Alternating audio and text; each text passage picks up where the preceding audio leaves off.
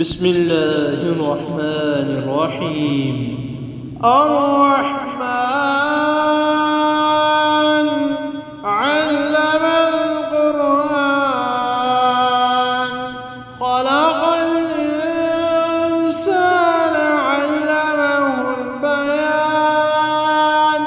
الشمس والقمر بحسبان والنجم والشجر يسجدان والسماء رفعها ووضع الميزان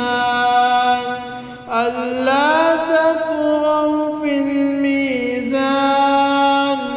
وأقيموا الوزن بالقسط ولا تخسروا الميزان والأرض وضعها للأنام فيها فاكهة والنخل ذات الأكمام والحب ذو العصف والريحان فبأي آلاء ربكما تكذبان خلق الإنسان من صلصال كالفخار وخلق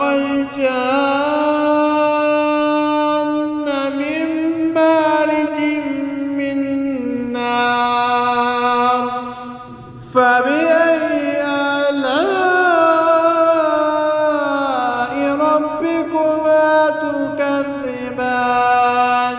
رب المشرقين ورب المغربين فبأي آلاء ربكما تكذبان مرج البحرين يلتقيان بينهما برزخ لا يبغيان